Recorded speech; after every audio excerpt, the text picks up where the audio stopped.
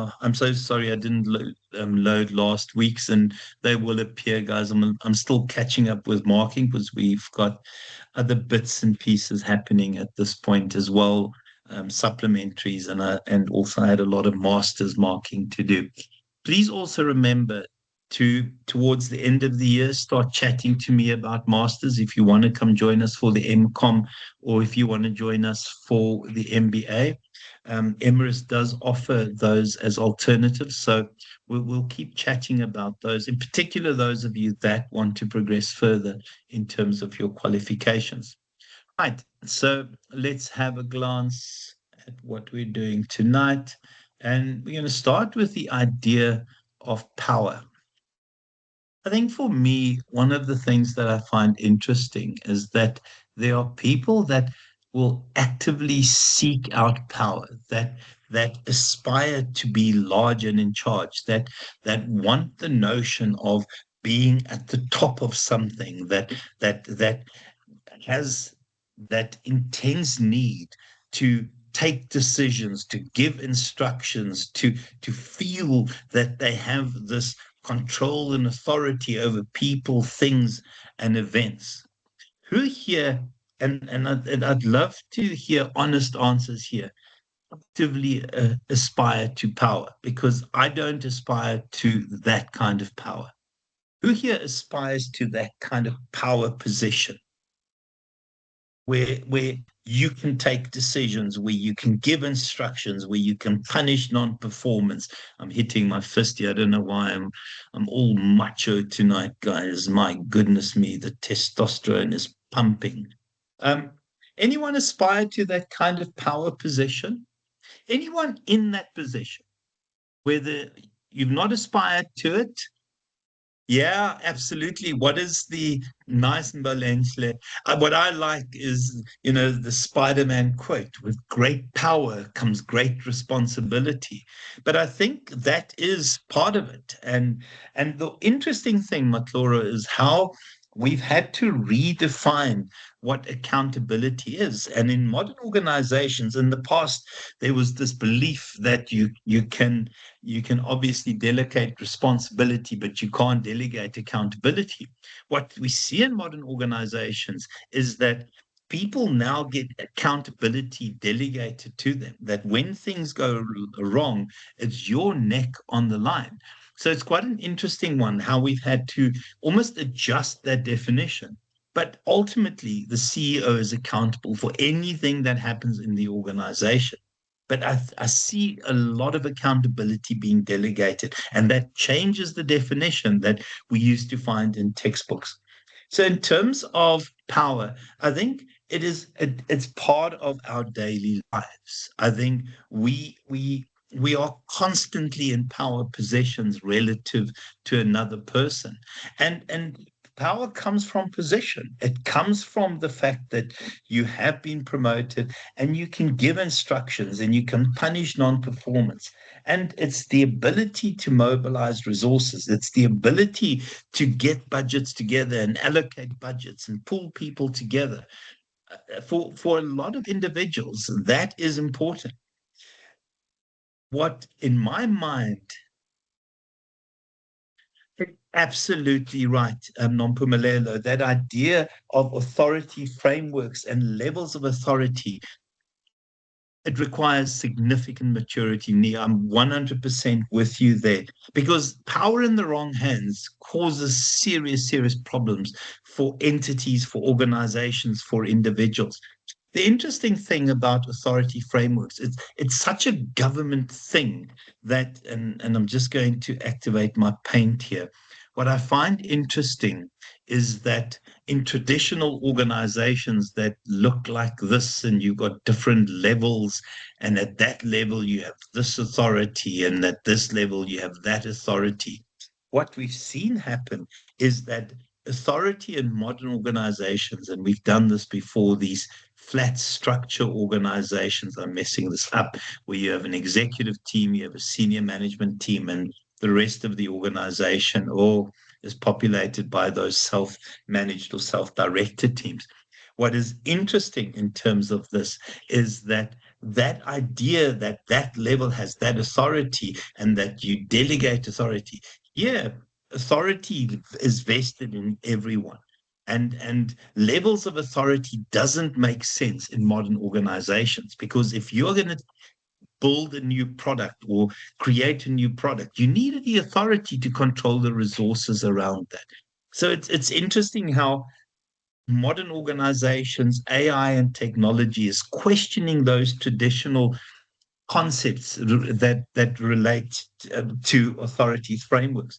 That is, can I just ask them, Pamela, do you work in a government institution?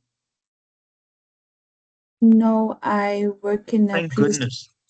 You work no, in a in a private company now. We were just recently delisted. But yeah. you would delist. Okay, I won't ask the reason for that. What is in and you still have authority frameworks? Yes, we do. They are broken up through approvals and also from a cost perspective. So obviously Okay. setting caps at different levels, either around the financial responsibility and ability to approve, and then also kind of other approvals that relate to either like hires and other non-financial type of approval processes. Sure.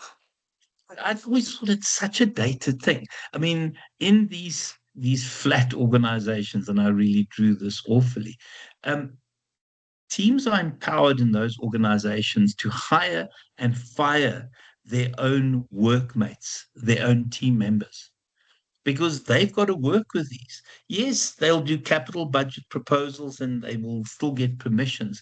But, you know, when somebody's not performing, teams fire their own person.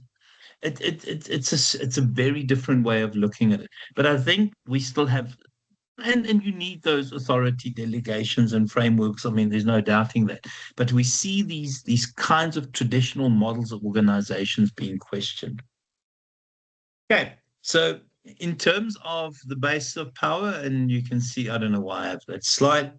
So the first one is informational power. So in terms of informational power, I think the ability to access and the ability to share information gives you a lot of power. Give me examples of where inf- information can be power. Where can information be power? The idea of information being power. Go for it, Nompumelelo. I think around boards or executive committees, the Yeah. information they share is power because it really cascades and kind of gives the instruction or the direction of the company. And although there is transparency, I think a lot of it is a trust exercise that what is being shared is the truth. For me, and that's spot on. I find it interesting that we have the situation where you have people who have insider information, and I'm using that concept very carefully, and how you use that information and how soon you get that information. It is a way of exerting power, and who you share that information with, who you bring into your trust. All of those things build power. It builds relationships, and it also builds this idea of you owe me one. You owe me one now because I shared some insights early. Where do we see this go wrong? Where information is being used completely unethically? We see it in America at the moment, guys. We know that the moment Trump is going to make an announcement about the war, it's insider trading, and it's exactly that, Cameron, where Trump will go and he will have an announcement that the war is over, we've now signed this deal. But there is this significant investment spike around oil futures, etc. And the moment he says the war is on again, immediately before that, you'll see people dump shares, and it is open. That information is there. We saw the guy that runs Trump's teleprompter has recently been put on suspension for insider trading because they know beforehand. But these spikes, it's ridiculous. And the tariffs, you know, we're going to put the tariffs on hold. The announcement is there, and you have the spike in trade all of a sudden. The tariffs are on again. Immediately, you see people just dumping shares. We saw it happen in COVID as well when the lockdowns were announced. So I think you can use this unethically as well. So, guys, reward power is the ability to grant and withhold rewards. And it's those individuals that can decide what your pay increase is, those individuals that can take decisions around promotions, those individuals that can give you extra days off. It is a way of having a significant amount of power in an organization. I'm making these slides really look awful. My apologies. Let me just fix this once and for all because I'm now irritating myself here. Okay, that looks better. Sorry, guys, the OCD is alive and well this side. And then coercive power. I think coercive power is the ability to encourage people, and I used encourage, but with a lot of inverted commas there, to behave in a certain way because of threats, whether these threats are to the person in terms of their own safety or whether it's about their job security. We see a lot of people use coercive power. I think the one person that I always think, and it's yet another one of these disdainful individuals, the Kim Jong Un from North Korea.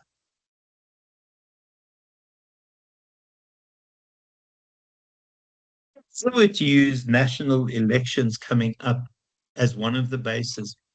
What is interesting, Valencia, in terms of our national elections, is that we know getting into a position of power is it's a way of enriching yourself, and it enriches yourself because of having almost preferred access to tenders, etc.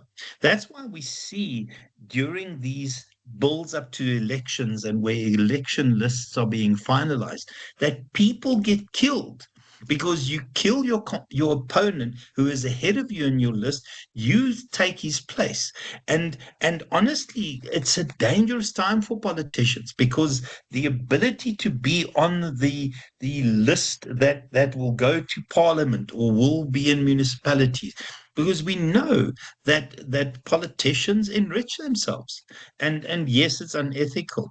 So for me, it really is this idea of, yeah, it's a combination of all of these. Because if you are in power, you can use that power to reward your buddies.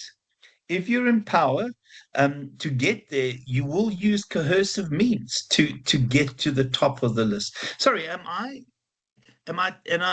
saying it wrong, or is that the truth about politics in South Africa?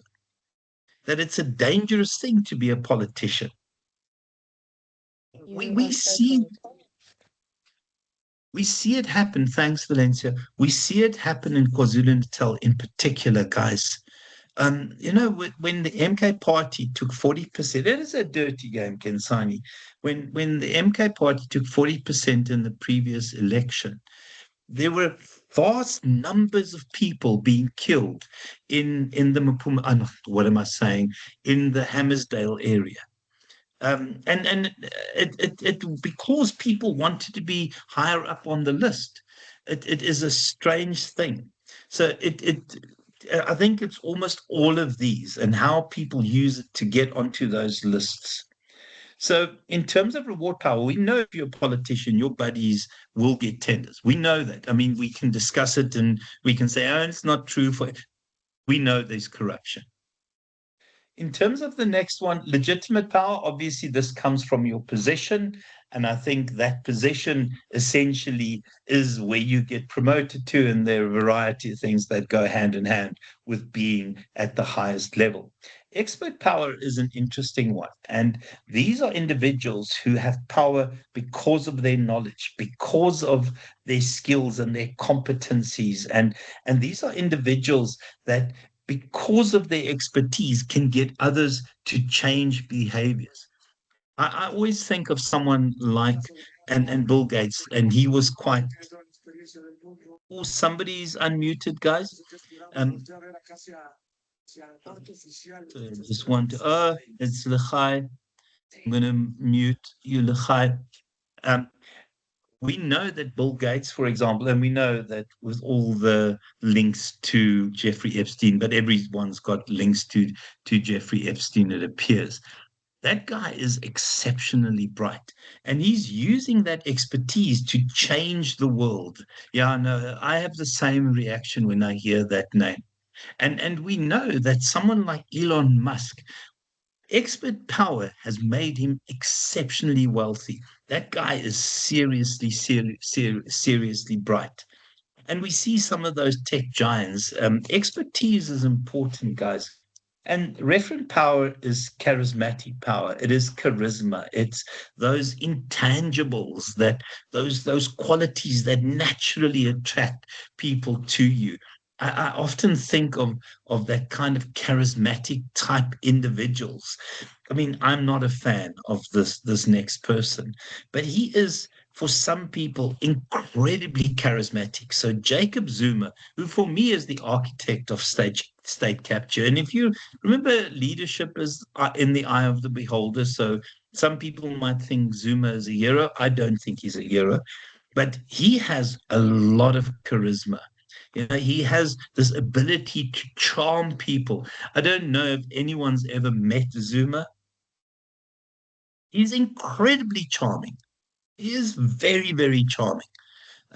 He's not my kind of person who I look at. I don't see him as my kind of leader. But there are lots of people that see him as a really, really charismatic person. Nelson Mandela, incredibly charismatic. And unfortunately, in politics, we see these charismatic people. Remember, in first semester, I showed you guys those pastors that are very charismatic, that convince people to eat grass and drink petrol, etc. I'm sure we did it in first semester.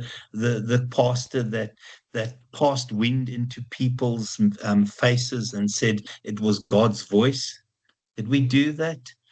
I mean, so charismatic has a negative link to it, that kind of that behavior that people aspire to. Yeah, no, I agree, Uncle Malelo, it scares the living daylights out of me. So it'll be interesting to see how you guys in the assignment look at Leah and see what her forms of power are. So in terms of other ways of defining power.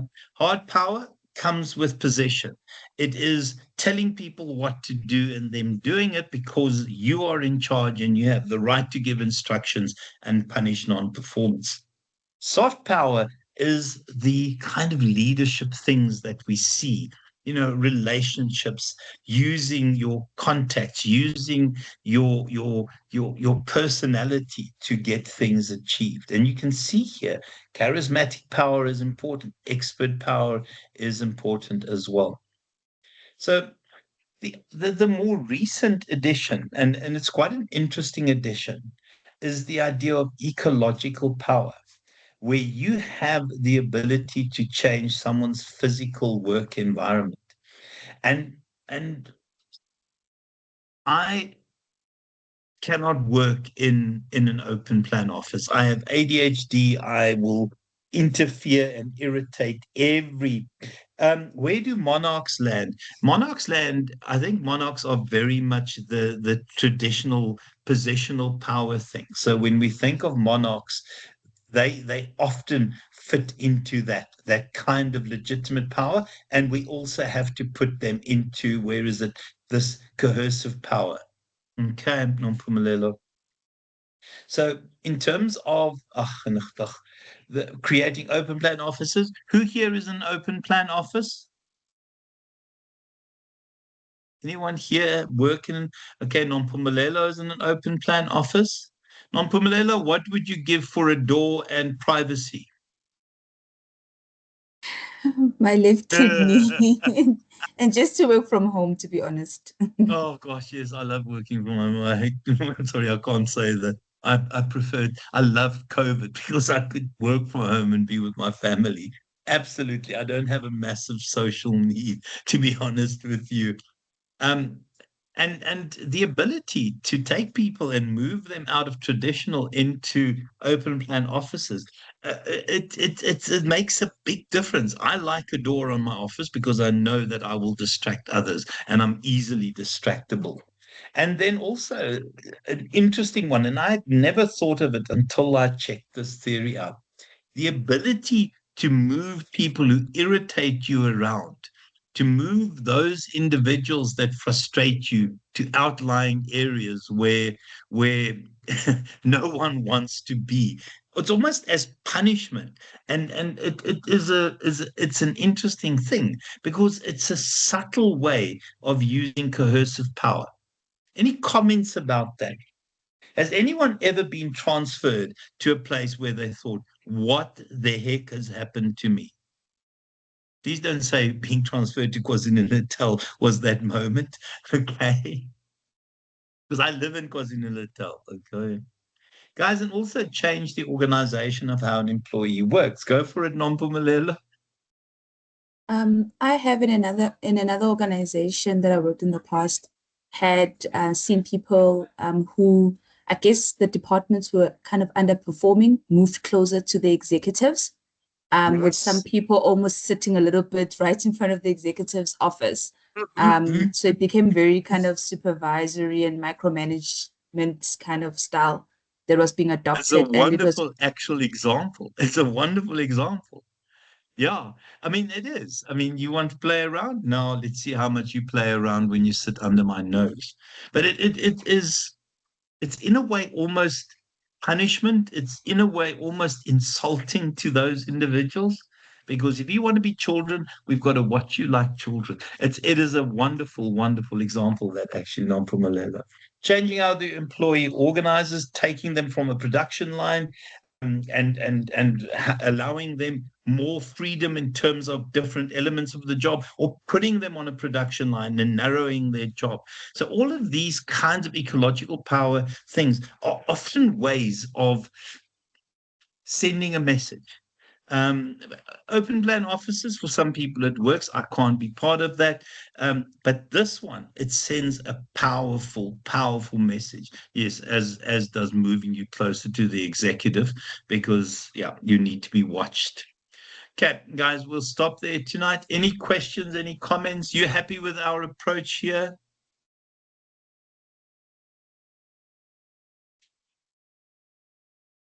Please take care. Have a